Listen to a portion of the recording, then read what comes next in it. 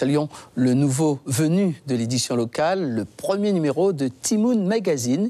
Il se présente comme le premier magazine guyanais pour les 7-12 ans, d'ici et d'ailleurs.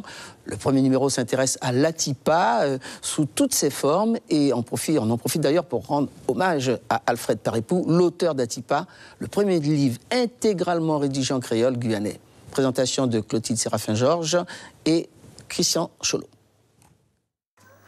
Un magazine rédigé, illustré, documenté, édité en Guyane. Fait de références historiques, culturelles, le Timoun Magazine apporte une contribution éducative et ludique. Il cible les 7-12 ans, mais s'adresse à tous. En l'achetant, cette maman fait plaisir à toute la famille. Je viens de le feuilleter. Il a l'air très coloré, il y a des jeux. Et puis après, c'est ludique, ça parle de la Guyane, la population bushinengue. Donc ça m'intéresse. Si ça m'intéresse, je vais les initier et puis ça passera aussi également.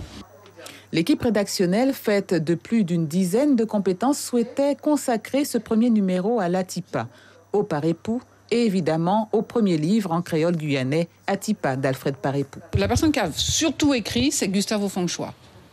Voilà. Nous, on a porté le projet avec lui, mais c'est surtout lui qui est à la tête du projet.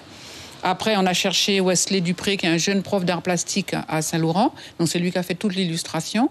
Et et on a aussi collaboré avec une dizaine de personnes de cultures différentes de Guyane. C'est une façon de s'approprier le roman Atipa, qui date de 1885.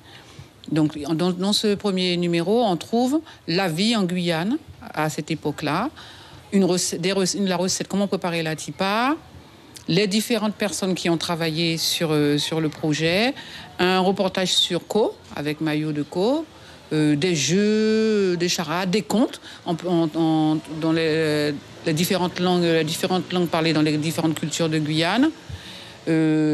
Pour en savoir plus, il faut l'acheter. L'acheter au musée du n'importe quoi, rue Madame Paillet à Cayenne, là où cette commémoration donne lieu tout ce mois d'avril à différents rendez-vous culturels, artistiques et littéraires autour de l'Atipa. Des conférences, des expos. Il y a une dizaine d'artistes qui ont travaillé sur Atipa, sur le poisson, en t-shirt, en tableau, en bijoux, en tambour, etc., etc.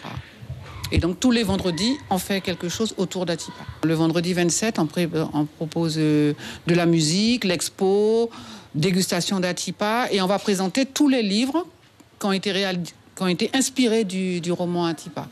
L'équipe n'en est qu'à ses débuts. 2 autres numéros sont en préparation, chacun sur une thématique. Atipa à grands pas, elle poursuit ce travail.